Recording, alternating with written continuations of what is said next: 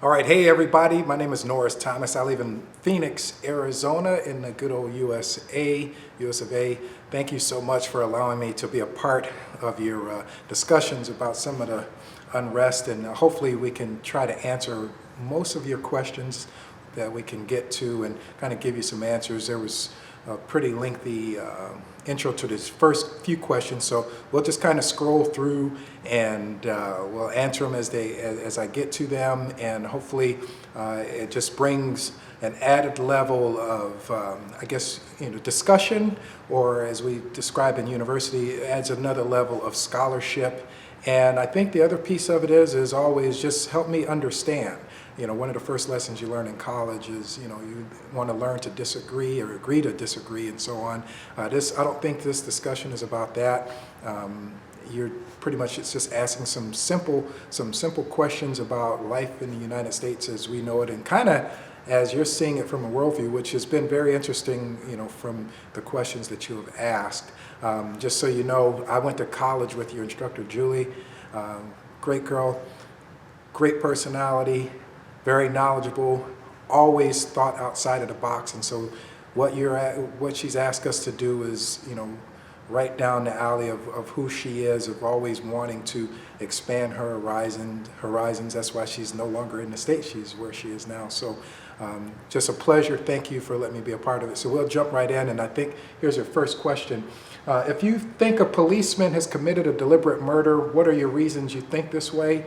I think this is related to the Floyd incident. Yeah, I think it was a little excessive. I know, the things that are coming out now that he had some intoxicants in his system and so on, but I still think, after a certain point of where he has been subdued, I don't think he was trying to give up a fight or anything like that. And if he's telling you, I can't breathe, it doesn't matter the size. Hey, I played professional football. I'm 5'11", I weigh about 220 right now. As a player, I was 5'11", same height, and 195. I'm an educated Black American man, but for some people, I probably pose a threat just because of my actual build. But if I've surrendered and so on, I would expect to, whatever situation, I would expect to be able to live if I'm complying. Next question was, what do you expect if the court, after investigation, find the police officers innocent? What we've seen in the past few weeks with all of this that's happened is there's been change. So what might have been a thought of, okay, if these guys get to walk and they walk free, that all of a sudden these cities are going to burn down. I don't see that happening. I think there's been a lot of positive steps that have been taken by the marches. Yeah, there's some people out there that shouldn't be looting. There's one thing, peaceful protests or whatever you want to say to make change. And obviously there are some changes, but at the same time, there's also been some instances where there's still police brutality going on. So I'm not going to say it's a case-by-case basis. This is something that's been going on for quite some time in our country. I think finally voices are being heard, all voices are being heard, so that's very, very encouraging. Next question. Are you not afraid that the police or fear for unfair assessments will stop intervening and leave the streets under the control of bandits? No, I think there's always going to be some level of law. There has to be some level of law. We can't all police ourselves, and there are crimes that happen that need to be investigated. I've never been to London. I heard that the cops and the police officers in London don't even carry weapons. But some of these killings have not even been at the hands of a firearm. It's been, obsessive force and so on and so forth. So I'm not really sure that that's ever going to happen. There's got to be some law of justice, where justice can be served, and people need to be brought to justice if investigated and find out that there's a crime. Next, is demolition of a city, setting cars on fire, assaults on countrymen, and robbing shops a normal routine of protests in USA? No, it is not. However, let's kind of balance things out, and maybe you've heard of this. a lot of times when a city wins a sports championship, they'll set cars on fire and flip stuff over and things get vandalized and so on and so forth. Is that okay? No, it's not okay. Is this something that's normal? Yeah, I think it's kind of normal when you see it happen with sports stuff, but now there's a bigger cause and bigger purpose for why people are out there. Yes, there are people who should not be out there. These are planned attacks. Some of it is planned and organized and so on and so forth. This is unprecedented. We're living in a very unprecedented time, on top of the fact of the COVID going on. So, there's a different mentality about what's happening. Some people just want to get out of the house, and now not only want to get out of the house, they're raging mad over an issue that has, plagued our country for quite some time. Let's see. Are there similar protests after deaths or harm of gangster victims? Not really sure. I kind of understand what you're saying. Are there similar protests after deaths of gangster victims and so on and so forth? No, and that's part of the struggle and the fight within any community. And I can speak in that. I don't like to hear that another African American male or someone has killed another. We have to do better as a whole. Everybody, every race needs to. We need to do that, and I think that in and of itself, I think some of this is going to spark some of that, because while we're talking about Black Lives Matter, I think it's going to raise a consciousness to maybe turn the other cheek. But typically when you're seeing, there's domestic disputes and so on and so forth. But if you want to use the word gangster, when you start talking about gangster, typically we're talking about drug violence, gang violence that probably is stemmed towards money, which also. Why do people get into gangs? There's certain levels of oppression that are here in the United States that cause people to get into gangs. And once you're in the gangs, it's more than just fist fighting. It's usually tied to the drug dealing and so on like that. So, unfortunately, we're losing lives over property or drug money and stuff like that. That's not even ours. That really doesn't even come back into our community in a positive way. So I'm hoping that whatever is going on right now will raise some level of consciousness. It's going to be hard because we're talking about money. There's money tied to all of this, when you talk about I'm just using your term, gangsta. It's more to it than just I'm black, you're black, I don't like you, I'm going to shoot you. No, it's tied to somebody's money, and it's typically not a black person's money. And so we need to understand, where all of this is coming from.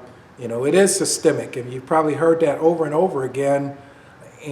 To sound very vague, there aren't any, marijuana fields on the hard tops or concrete streets in these inner city, in the inner city neighborhoods.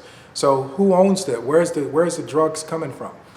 Even with it being legalized, marijuana, there's still a black market for everything, and a lot of the gang violence isn't stemmed from, oh, you stepped on my foot, or you stepped on my shoe, and you disrespect me. It's usually going to come tied to things having to do with money, and where is that money coming from? It starts at the top. How should authorities, why the most violent protests place after the deaths of criminals? You kind of asked me that before. At this point, life is life. So I'll kind of leave it at that. It's not just about criminals, it's life is life. And what we're talking about, these aren't criminals. Some of these people are unarmed. I think that's what people are really upset about. Some of these guys are unarmed, whether they're criminals or not. I mean, we all have bad thoughts. We're not all perfect. No one's perfect. So we all have the potentialities to be criminals, but we choose not to. However, there's people that are out there that are being, going through different things where they're not criminals, but they're still going through some level of psychological police brutality. How should the authorities and police deal with bandits? That's what the policing is. From a bandit standpoint, are there bad people out there? Absolutely. So we do have to find a way to find out who those people are. People need to be brought to justice. But law enforcement cannot have a sense of fear, okay, and stereotyping. So if you see me and I look and I'm standing tall, does it look like I'm posturing, or am I just standing up straight? So I think there needs to be a lot of training and understanding of, but in the moment, yes, they have to make a decision of whether their life is in danger and so on. But in a lot of these cases, I don't know if their life is. I'm not a police officer, so I wouldn't know that for sure. But I don't think, there comes a point where you can have a conversation with somebody, and I just put it like this. This would be your answer. I have a friend out here who was a Phoenix police officer for 30 plus years. I went to his retirement party. Do you know he never drew his weapon? In 35 years of service on the streets, he never drew his weapon. So is it possible? Yeah. What does it say about him, who he is as an officer of the law, that he never had to draw his weapon in 35 years of service? So that's just something to ponder and think about. What are the protesters demanding in the USA? What changes are we postulating for? I think it's more than just about civil rights. At this point, it's about equal rights. Yeah, we want to be treated civilly, but equally across the board. So there's a lot of conversation, great conversation of what are we really fighting for. And it's not just we, as in when I'm saying we, I mean just people that are out in the street. Everyone needs equality, not just civil rights, not just financial rights, equality. Because when you have, even if you know right from wrong, when you don't have $1 in your pocket and you're hungry and you keep going hungry and you feel like you've been oppressed or so on, or even, from a standpoint of slavery being what it was, even though the slaves here were freed, if you're not given, or if you weren't trained or equipped to be free, then it's easy to just stay oppressed and go back to that same way of living. So kind of answer your question is looking for equal rights. Yeah, you can go to school and get education, but there is generation after generation and generation of people that still have a slave mentality. I mean, and not just black people, but anyone that technically works a 9-to-5 job technically is subjected to a slave mentality because you don't have the wherewithal or the mindset to go out and be an entrepreneur or do your own thing. So you're going to go and work a job for someone else. So I think it all comes back to economics and making a level playing field so you don't have to go it out, so you don't have to resort to other things just so you can get through from day to day. Is racism concerns only for African Americans? No, it is not. I mean, I think in the big picture, I think there are black people who are also racist that, with reason. I think that's the thing. We don't understand why white people don't like black people. I mean, you freed us, let us go, let us be who we are going to be, and so on and so forth. But a lot of racism, I think it just comes from fear, and it's not just geared towards that. I was fortunate to grow up on the south side of Milwaukee, where part of my life through in high school, where you have Hispanics, you had Mexicans, Puerto Ricans, you had German, Polish, Norwegian, and you had some blacks, our family being probably the only ones. However, what the point that I'm making here is that there is racism even amongst the same color. So, you can say people are Latino, they're Puerto Rican and Mexican. Well, guess what? Puerto Rico and Mexico are two different countries, so you can't lock them into the same, say they're Latino, when technically they're not even from the same country. So there could be prejudices against them. There's prejudices against, black people versus light-skinned black people. There's prejudices against Germans and the Polish.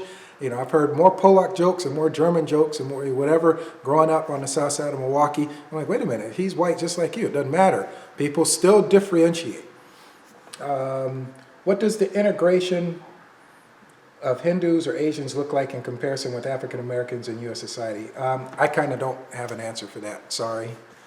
I don't know much about the disparities in his Hinduism and Asians. Do other racial ethnic groups also display racial behavior? Absolutely. Everyone, it's a conscious decision. You have to wake up every day and to say, you know what, there's no days off. You can't say, I feel this way today and then tomorrow I'm gonna go hate my brother. So it absolutely exists in other ethnic groups. Why people from various racial ethnic groups don't want to integrate? Is it common or only a regional problem?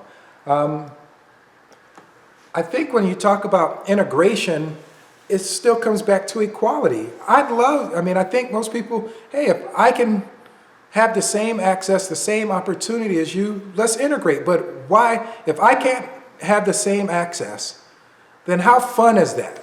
How fun is that if we are neighbors, but you have a better opportunity or more access to things?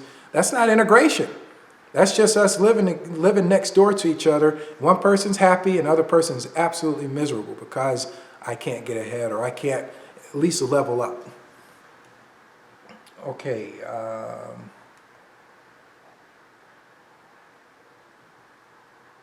Is criminal activity one of the reasons that affect prejudices or fears of other ethnic or racial groups? I don't think it has anything to do with criminal activity. I think basically it's just fear, flat out fear. You have to, it's kind of a case, you want to love everyone. And it's a case by, if you got to know me and at some point I did you wrong, you can't say all black people are this way. No, Norris Thomas did you wrong, but you can't say all black people are this way. That's not fair. So maybe that answers your question.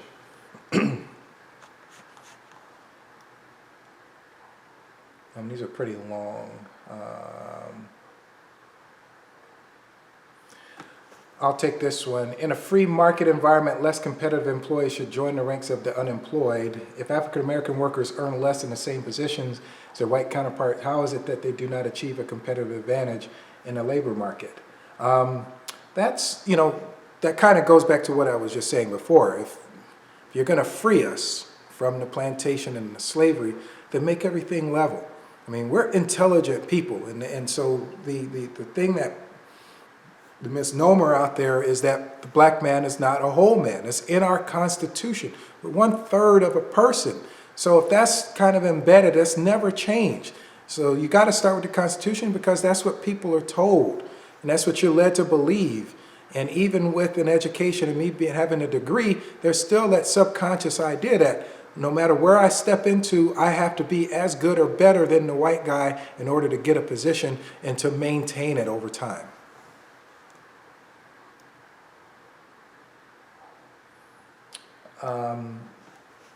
This is about COVID. I'll take a look at this one. Is it true that African Americans often over disproportionately get COVID-19 and die more often than whites?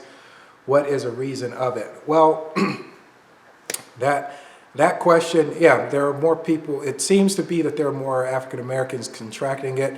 That's because some of us carry a certain gene that is that makes us what's the word I'm trying to use? That makes us, it can affect us a lot easier. We carry genes in some of us. So if we can be compromised very easily by COVID. So I think it's very, very important to take the precautions, the necessary precautions, and practice those social distancing and staying home. We're about to have another spike out here in Arizona, which is really rare. It's happened across other parts, but even more so here because we were kind of the last to the party. So we were the last to the party, and then we were the first to the party to kind of open everything back up, and we're starting to see an increased spike in hospital beds right now. All right, so I'll just scroll down. I'll try to see what else we have here. Here's another one. Do police attack black people because they are in gangs? In other words, is police violence justified because it's just being used on black criminals and gang members? Here's the thing. The issue is life, human life. It doesn't matter if you're a gang member or whatever. If you're not armed or if you're caught in the act of doing something, you need to be brought to justice, okay? However, I think they're not just going after that. People are involved in things illegally, and it's not just black. I think on some level there's a lot of things that happen that people don't know about. There's white collar crime. There's crimes that, the street crimes are being handled a lot differently than the white collar crime. So it's like, why is there such a big disparity in that? Okay, why isn't it when Martha Stewart got busted for trading, why didn't she get a billy club put upside her head? It's just the same thing. Who do you think that's tied to? Just using that as an example. Okay. Let's see here. Moving along.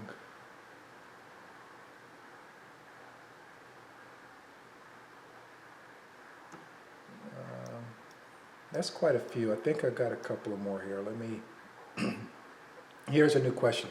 If black men only make up 13% of the population, why do they commit most of the murders? This goes back, a lot of these questions I've already kind of answered. Let's talk about oppression. When you can know right from wrong, but when, and I'm not condoning murder or anything like that, oppression is huge. It would be great to have $1 to walk around and know you got to do it. You got $1 in your pocket, you got a chance. Because you can at least find a 50-cent or 75-cent Hostess. It's a Twinkie or whatever. Something to put in your mouth, to feed your body, to stimulate your brain, to do something, to think positively.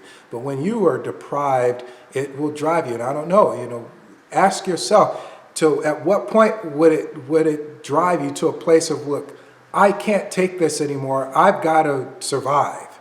And so just like I said, you have to be equipped. And sometimes education isn't enough. And I think that's what people are upset about. It's like, I have a college degree. Okay, I'm on television out here. I'm a realtor. I'm a realtor. So I'm a businessman. I'm a TV personality. I'm a college degree. I have a college degree. I travel the country as a speaker. And still, do I feel some level of oppression? Absolutely. So even though I take a positive approach to it, there's some people who are not equipped, who still, like I said, have a plantation mentality. That's something that you have to kind of research what that's like. Think if if you've been conditioned a certain way for so long, and then all of a sudden, hey, I just want to survive. So what is, when you talk about murders and stuff like that, what is that coming from? Usually it's over property. It's never about, I don't like you, so I'm going to take your life. Some of this is, look at the type of murders that, when you talk about armed robbery, it's just people out trying to survive. I don't condone it. I'm just trying to answer your question so you can understand that, these things are happening because of systemic oppression over time. And unfortunately, sometimes this happens against your own kind because that's who's around you. We live in a very, very segregated country. Another question. Statistically, black people are committing more crimes. So at, say, a traffic stop when police are worried about their safety, is this racism reasonable caution? No, it's not. That's not reasonable. It's not reasonable for anybody just to assume that if I'm sitting at a traffic light and I happen to look over and see you and I wave or whatever, I don't wave, that I'm up to no good. I live in Chandler, Arizona. There's not many black people that live where I live. However, I'm not going to drive around on eggshells, but you are always conscious of, no one wants to be pulled over just for the sake of it.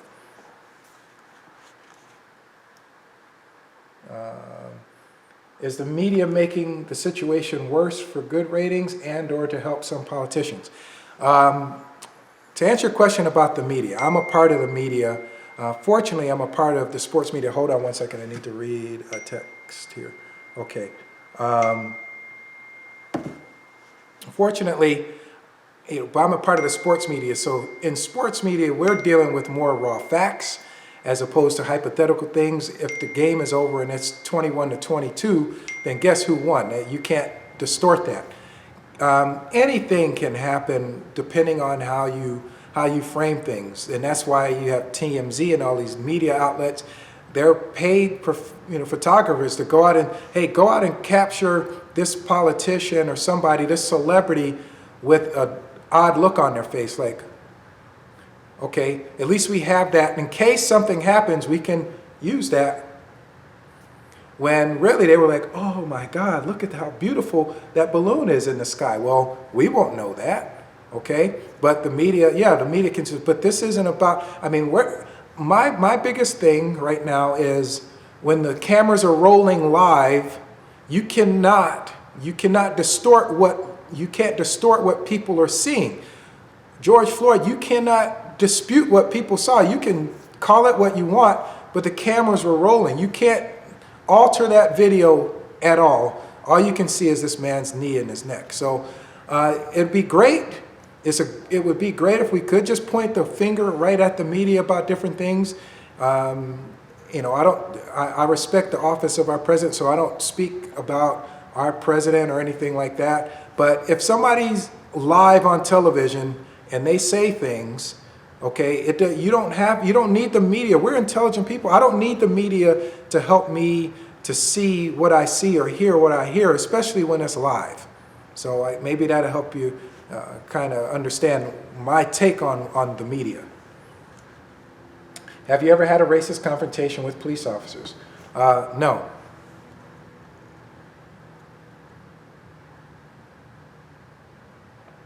Do you stand behind the protest? Why or why not? I stand behind the protest. I don't stand behind the rioting.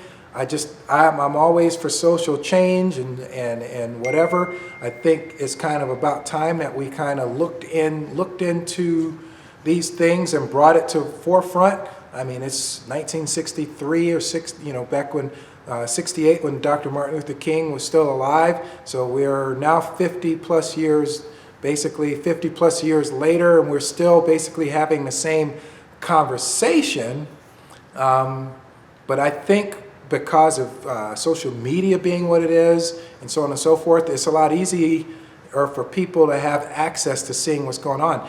When those things were happening in the 60s in the South, you know, they might have had it on film, which definitely back then things could have been manipulated, okay? So something happens in the South, you've got a couple of days before you can splice film and get it to a satellite where the rest of the world can see, where you can show only what you want to see. But rather than going down there, I lived in the South, so I still know what it's like as a kid to say, hey, Norris, you can't go over there because that's the white section, okay? That's what it was like growing up in Alabama for me. All right, so I think these are the last questions right here. This is from Tuesday. I think yeah, here we are.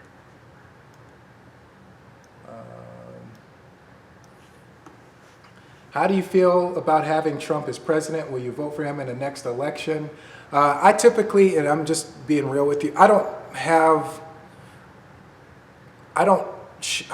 talk, there's two things I don't do. I don't discuss people's salaries, and I don't ever get in discussions about their political affiliation, because what they do is what they do. If we're friends, we're friends. They can have, I don't want to know how much money you make, and I don't want you to know how much money I make, and I don't really want to know what you do or who you vote for and so on and so forth.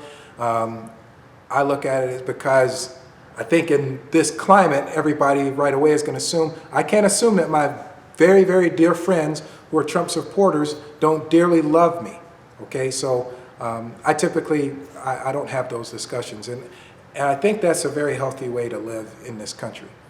Do you think what is happening now will wake people up? We answered that before. Absolutely. This is, we're in unprecedented times where, people, number one, are more educated. I'm not talking about black people being more educated, saying white people are more educated. The good thing of it is even at a place like La Crosse, where I met your instructor, Juliet, there wasn't many of us on camp, many African Americans on campus, but there was more there than any other time in that university's history, where we had more people of color.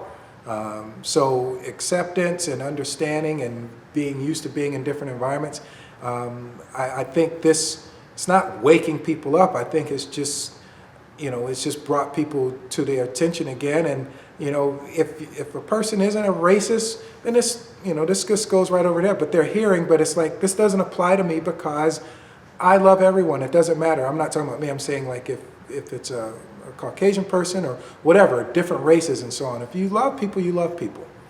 Let's see here. Can you tell us about racism you experience in general, more specifically in terms of employment, housing, etc.? Can't really, I don't know about the housing and employment and so on and so forth. For the most part, most jobs that I've gotten, I've never had to actually do a formal interview process. I've typically been referred for something, or like I said, I'm an entrepreneur, so I just do my own thing. So that's not an issue to me. Can you tell us about racism you experienced? Here, I'll share this with you. So here's why you'll never, the third day that I was in first grade, a white girl called me the N-word, not Norris, she called me a nigger, okay? Now, based off of conversations that I've had with white friends that I grew up with, or white people that have said, this happened to me because of a black person, this is why I hate black people. If there's anybody in the room that could raise their hand, would be me. If based off of that logic, I have every reason in the world to either A, hate white people the rest of my life, which by the way, I have 3 biracial children. I'm divorced, but I have 3 biracial children. I have every reason in the world, I had every reason in the world to quit and give up because somebody called me a nigger on the 3rd day of first grade. So I should just go bury my head in the sand and not do anything with my life. So I've lived with it. I saw it right out the gate, all right? So it just depends on what you choose, how you choose to deal with it, okay? Do I say that's right? Do I say, hey, wait till I get 21 so that way I can get my revenge on the white race or whatever? No, that's not how I think. This isn't gonna change. My skin color is not going to change, okay? So all I can do is every day get up, make a conscious decision that this is who I am, and I need to stand tall. I'm a dad. I have 3 children. I wrote a book that's just over my shoulder called In His Image, Followed Us to Fatherhood, which kind of goes along the lines of why some of this happens. There's a lot of fatherless homes where the African-American male is not present. I didn't know my biological father until I was 30-something years old. You can view a copy of this or get a copy of it at my website, norristhomas.com. It's a great read. I overcame homelessness, chased the NFL dream in search of my dad, and I eventually found him at the age of 30. It's a great read, so I'll make sure you take a look at that. But that's my experience with racism. So I had a choice to make a long time ago, and I'm still here, and I'm not locked up. So I think this is it. Through the democratic process of election and voting, do you think it's possible to fix the system? Absolutely. It's going to take some time. It's going to take getting the right people in there. And right people doesn't necessarily mean black people. It just means we've got to change from the top. We have to even go in and amend the Constitution because, got to remember, the Constitution says we're a third of a person. So, whether, the dollar bill says, in God do we trust, and so on, there's no way that you can still say equality or equal rights when the Constitution doesn't even demand that or speak to that. What positive changes have the protests brought? I think I answered that before. It's brought great conversation, just as what we're doing right now. It's increased the level of scholarship amongst people that want to have the conversation so that people can understand, better help me understand. But, in a lot of ways, saying help me understand is kind of a naive or really like kind of a stupid. It's called Walk a Mile in My Shoes. All colors, sisters and brothers, stop racism, there's no days off. Now that's a mouthful, but I'm going to be doing that here in the next couple of months here. We're in the process of planning that. And it's just, we need to, it's not about just coming together. It's really just, hey, I'm probably more like you than you think, but all you see is the color of my skin. That's on both sides of the tape, okay? So all colors, sisters and brothers need to work at this. So I'll leave you with this, and I shared this with a council member that called me. If you want to kind of understand what the black experience is like being in America or not, having this color skin, I'm going to ask you this question. Ask yourself this question. What is the first lesson, no matter what country you live in, as a parent, what's the first lesson that is taught to kids? What's the first lesson that your parents taught you? It wasn't how to talk, it was understanding, hey, that stove is hot. That's a hot stove, don't touch. Okay, that's a lesson we all learn, okay? But when you're black in America, guess what? Every day that you walk out of your house, you have to always be conscious of where the stove is hot. Most people, white people in America they know that the stove's hot, but they don't ever have to be so conscious of where where the hot stoves are. That's what it's like. If I could make it as simple as possible for people to understand, it's like you're always aware that, guess what? The stove might be hot over there, so I need to be careful. In everything that I do, make sure that I'm dressed nice, make sure that I'm presentable. Yeah, expression is everything. I love seeing other countries where people are so more freedom of expression. But here, I've always felt like I've got to keep a certain look about myself. Sometimes I recently shaved my beard. I'm shooting a commercial this weekend, so I'm playing the role of a doctor. So I've got to be in character, so he wanted a clean face. But for years, I never grew my beard because I didn't want to be mistaken for something or someone or whatever. I always have had this similar hairstyle. Julia will tell you that.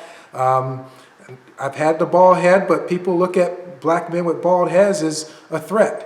So I never really, worn a bald head. I've done it, but even subconsciously, it's like, okay, how am I going to be received? I hope I'm received that way, because for a long time, a black man with a bald head was considered a threat, or someone that was a rebel or rebellion, and so on and so forth. And so I hope I've been able to answer some of your questions, a lot of your questions for you.